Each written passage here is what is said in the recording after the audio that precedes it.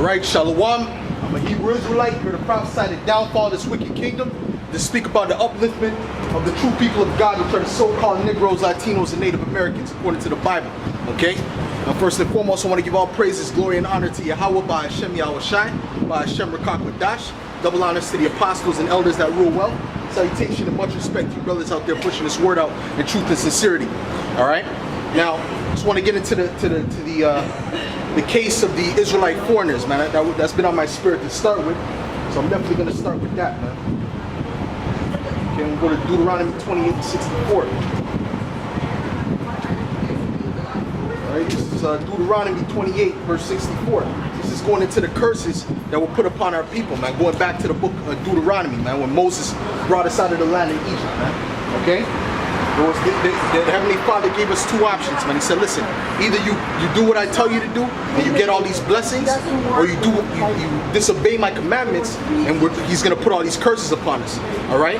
So I just want to go into one of the curses. All right? This is Deuteronomy 28, verse 64. And the Lord shall scatter thee among all people from the one end of the earth even unto the other. And there thou shalt serve other gods, which neither thou nor thy fathers have known, even wood and stone. Alright, so the Heavenly Father took us out of the land of Israel, and he scattered us throughout these different captivities, man. Alright, through all these different nations. Okay, the main way he did that was once we were scattered out, once we were taken out of that land in 70 AD by the Roman persecution, right? We fled into Africa, we fled into Europe, all right? We fled into these different areas, okay? And that was part of the scatter, okay? And then when it goes down to the slave trade, right, after they took us down in the Moorish Empire and all that in Europe, then we were scattered even further, man, okay? So this is where the scattering came from, man. That was part of the curse that was put upon us going back to Deuteronomy 28, all right? But the Heavenly Father is taking those curses off of us, and he's about to put those blessings on us, man, and put the curses on our enemies, man, all right? This is verse 65. And among these nations shalt thou find no ease, neither shall the sole of thy foot have rest. All right, and you don't have rest among these different nations, man. All right, no matter which nation you're scattered amongst. You go down to Elam. All right, the East Indians, they have some people called what? The untouchables. Okay, they go back to to our people, man. They go back to the slave trade. Okay, so what? They're treated like shit in that land, man. Okay. You go down to Arab land, man. A lot of those Ishmaelites, man, they have a lot of Israelites in slavery, man. Okay? Like, I mean, chattel slavery down there. Okay? But then you come down to Esau. Esau did the worst to our people. Alright? There was no rest there, man. After slavery, it was worse for you so-called Negroes than during slavery, man. Okay? Because what? They were doing what? Hanging you, burning you, taking your kids, right? Killing your kids, all right? So you didn't have no rest among those nations, okay?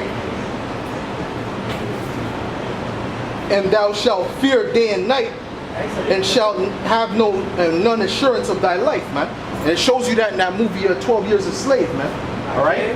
When you watch that movie, you can see, basically the director did such a good job in that you felt the fear that he was feeling, man. Right? Because our people were living in pure fear, man. They're living in fear today, man. All right? They're living in fear today, man. Every time a so-called police officer stops behind a so-called black man, right? You know what I'm saying? You get that feeling like, oh shit, you know? Okay? He starts to get nervous automatically.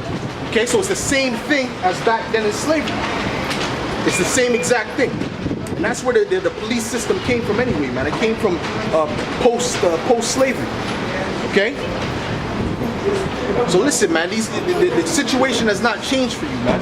Okay? It's gotten a little easier. The bonds have been loosed a bit because the Heavenly Father did that, man. Not because Esau did it, man. Esau don't give a damn. It's the Heavenly Father that put it in his spirit to loose the bonds a bit, man. Okay? Let me read that again. And thy life shall hang in doubt before thee, and thou shalt fear day and night. All right. When Solomon Northup in the movie 12 Years a Slave, when he was, you know, he got the permission to go. I don't. I don't remember what he was doing. Went to go buy something, okay? And he showed as he was walking to go buy that, he saw his own people. He saw a bunch of so-called black people, right, being hung by some honkies, man.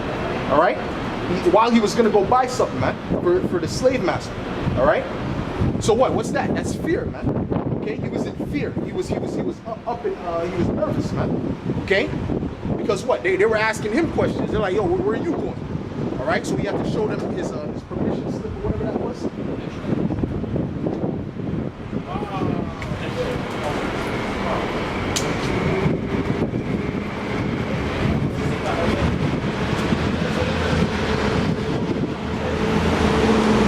So yeah, you have to show him his permission slip or whatever, right? So he was definitely nervous, man. He was definitely scared. He was in fear at that point, man. So that's why he said that you shall be in fear day and night. All right, and that was during the daytime, man. Okay. So how much more at night, man? All right. Jake was in complete fear, man. All right. And even to this day, like I said, man, it's the same scenario, the same situation, just a different level. Okay. Now Jake is scared of the police, man. Okay, when you see a police officer come up, man, these Jakes scattered, man. All right, and that's why these Edomites are so quick to say, "I'm gonna call the police for anything," because they expect you Jakes to be scared of that, man. All right.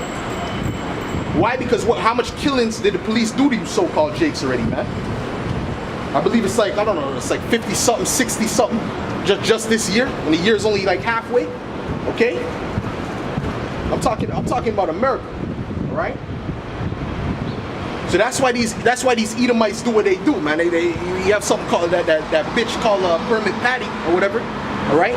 The reason these Edomites do that is because they know that you Jakes fear the police, man. Okay. That's why they do that. That's why they're so quick. No matter what it is, it could be anything, man. It could be I don't know, eating lunch in the metro, man. They're calling, I'm gonna call the police if you don't stop, because that's part of their entitlement. They feel entitled. First and foremost, they feel entitled, and second of all, they know that you Jakes fear the police, man. All right. So those are the reasons why they do those things. Okay. And the scripture that I'm reading is detailing that, man. It's telling you that you shall be in fear day and night. Matter of fact, I'm gonna read that one more time. All right. And thy life shall hang in doubt before thee, and thou shalt fear day and night, and shalt have none assurance of thy life.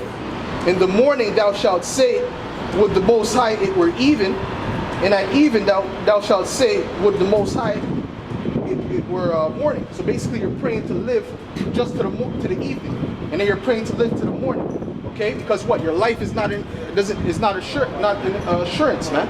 Okay, you see how much Jakes are getting shot down, man. All right, you see how much more people are dying from these, all these different diseases, man. All right. That's all part of the curses, man. Okay? But the whole point is that your life is not going to be, you're not going to be assured of your life. Okay? And that's why everything you do, that's why everything brothers do say what? Lord's will, man. Abba Ratazar, man. All right? If it be the Heavenly Father's will. Okay? Because we're not out here for our own selves, man. Because we know the power of the Heavenly Father. We know that the Heavenly Father can take our life like that, man. All right? So we're not doing anything of our own self. We know man's goings is not of their own, man. Okay? And if it was, then why were you Negroes put in slavery, man? If you had the choice, man. Okay? So basically I want to go to Isaiah 11 and 11, man. Because I'm dealing with the scattering, man. I'm trying to show you that there's Israelites in all these different areas, man. All these different places, man. Okay? The Israelites are not just in America, in the Western Hemisphere. There's Israelites all over the world, man. Okay? Matter of fact, let me get that Isaiah 11 and 11 real quick. Okay? Because like I was reading there, we were scattered amongst all these different nations, man.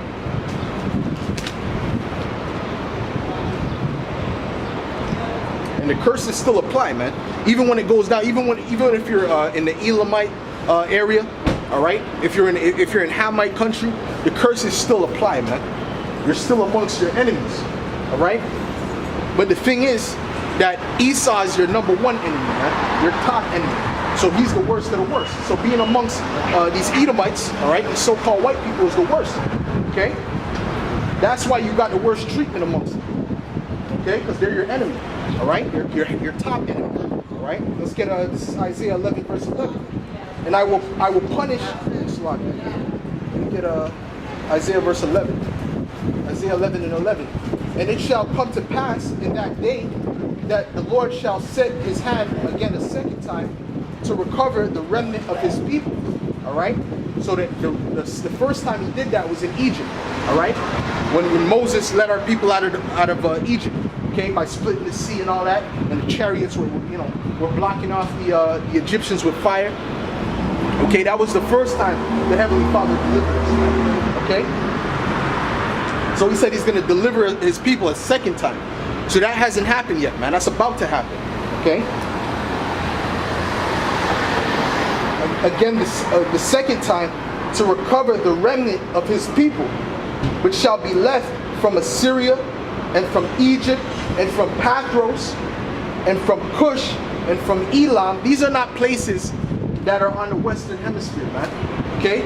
It's not talking about Jamaica. It's not talking about Haiti. It's not talking about Guatemala, Panama, all right? Where the bulk of the Israelites are, okay? This is talking about all the different places that they were scattered, okay? And this is not even all of the places, all right? So it said that they should be scattered what? Get back here. And from Pathros, and from Cush, and from Elam, all right? Amongst the Elamites, all right? And from Shinar, and from Hamath, and from the islands of the sea. Okay? And he shall set up an ensign for the nations, and shall assemble the outcasts of Israel, and gather together the dispersed of Judah from the four corners of the earth. Alright? Because we know that Judah predominantly is the so-called African American.